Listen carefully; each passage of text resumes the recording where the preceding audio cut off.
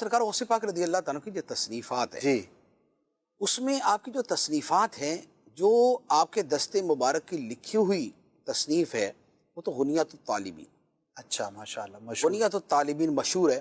جی اور یہ سرکار غوث پاک رضی اللہ تعالیٰ عنہ ہی کی تصنیف ہے. بعض کہتے ہیں کہ اتنی بڑی تصنیف یا اس انداز کی تصنیف آپ کا اسلوب نہیں تھا، اچھا لیکن یہ ہے کہ محض نفی کر دینا کوئی شے نہیں ہوتا. صحیح ایک نسبت عرصہ دراز سے چلتی آ رہی ہے اور صدیوں جو ہے اس کو منسوب کیا جاتا رہا، تو ایسی شے کا بلا دلیل انکار نہیں ہو سکتا.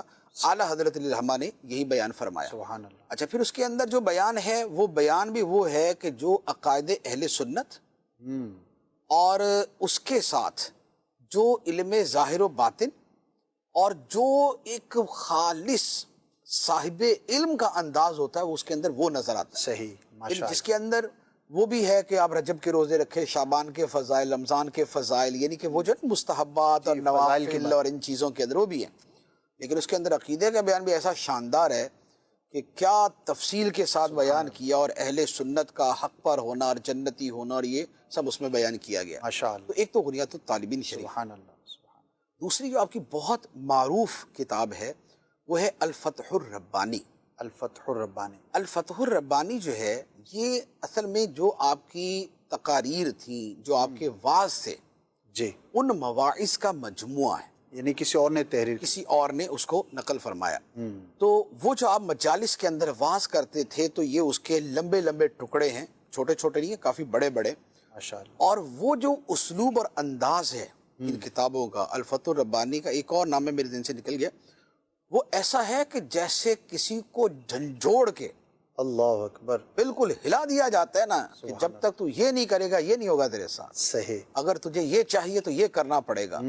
اور اپنے نفس پہ غور کر، اپنے دل پہ غور کر. تو دنیا کی محبت میں کتنا ڈوبا ہوا ہے، تو اگر مرتبہ چاہتا ہے تو یہ کام کیے بغیر نہیں ہوگا. جو خود بین ہے وہ خدا بین نہیں ہو سکتا. اللہ. اپنے آپ کو دیکھنے والا وہ خدا کو دیکھنے والا نہیں ہو سکتا. اللہ. وہ اتنے مؤثر قسم کے، اتنے مؤثر وہ فرامین ہیں کہ عام آدمی اس کو پڑھے نا تو وہ تو ویسے ہی شاید سائیڈ میں کر دے کہ بھائی یہ والے تو زیادہ بلند لوگوں کے لیے.